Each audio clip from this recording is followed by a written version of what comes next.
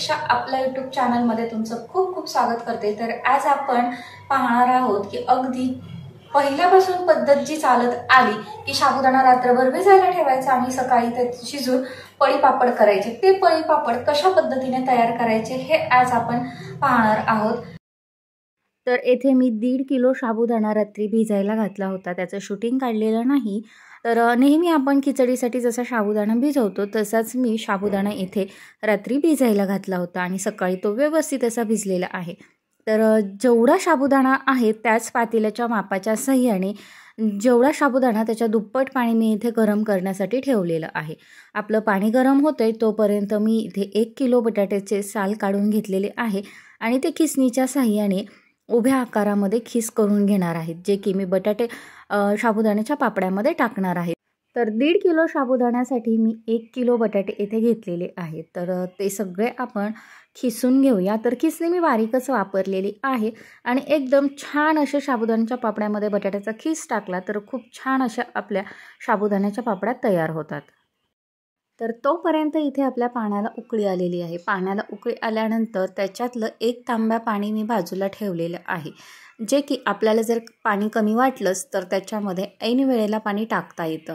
तर मी इथे 1 तांब्या पाणी बाजूला काढून ठेवलेलं आहे आणि नंतर चवीनुसार मोठं मीठ वापरलेलं आहे, जे की आमच्या घरात मोठं मीठ होतं, परंतु आपण कुठलेही मीठ वापरताना चवीनुसार त्याच्यामध्ये मीठ टाका।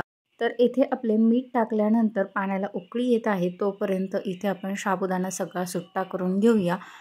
तर पाण्याला उकळी आल्यानंतर आपण हळूहळू करून सगळा साबुदाणा त्याच्यामध्ये टाकून घेऊया, परंतु साबुदाणा टाकताना आपण पाणी अंगावर उडणार नाही याची काळजी घेणार आहोत।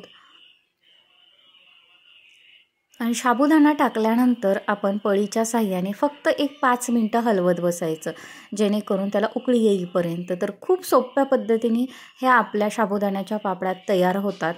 तर साबुदाणा सगळा टाकून झाल्यानंतर हा खिसही मी लगेच त्याच्यामध्ये टाकून घेत आहे।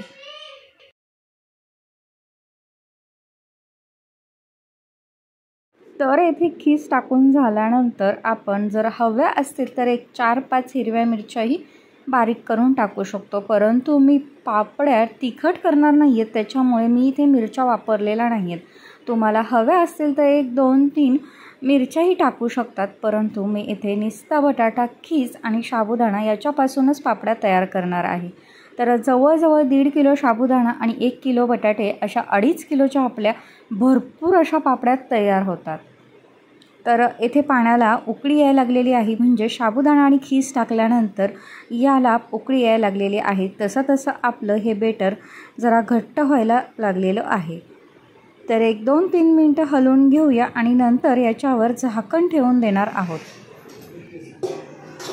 तर झाकण ठेवल्यानंतर आपण 15 मिनिटाचं झाकण उघडणार नाही आणि 15 मिनिटं आपण हे शिजवून देणार आहोत।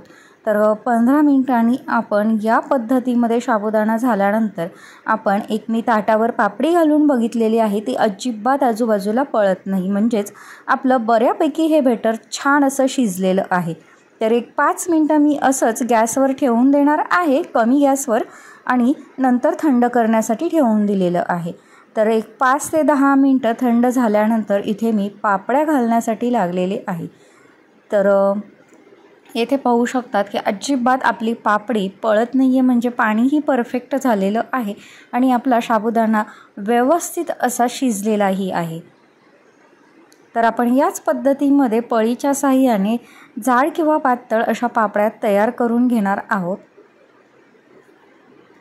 तर या पापड्या वाळण्यासाठी कमीत कमी 2 दिवस तरीही लागतात। तर येथे मी उन्हामध्ये 2 दिवस अशा ह्या पापड्या वाळून घेतलेल्या आहेत। तर खूप छान अशा आपल्या ह्या पापड्या तयार झालेल्या आहेत। आपण आता त्या तळून पाहणार आहोत। तर जवळजवळ ह्या दुप्पट फुलणाऱ्या साबुदाण्याच्या पापड्या एकदम सोप्या पद्धतीने तयार होतात, म्हणजे त्याच्यासाठी सहसा जास्त असा अट्टहास करायची गरज नाही। तर साबुदाणा पापड्या तयार करताना आपण ज्या 2-4 टिप्स आहेत त्या लक्षात ठेवल्या तर व्यवस्थित अशा साबुदाणा पापड्या आपल्या तयार होतात। पहिली टिप्स म्हणजे आपण साबुदाणा खिचडीला ज्या पद्धतीमध्ये भिजवतो त्याच पद्धतीमध्ये आपण भिजवून घेणार आहोत। तर आपल्या लक्षात येत नसेल तर साबुदाणा आपल्या पातेल्याच्या साहाय्याने मोजून घ्यायचा आणि तेवढंच पाणी उकळण्यासाठी ठेवून देणार आहोत। ही दुसरी टिप्स झाली। तिसरी टिप्स म्हणजे साबुदाणा एक 15 मिनिटात आपला छान असा घट्ट शिजला जातो।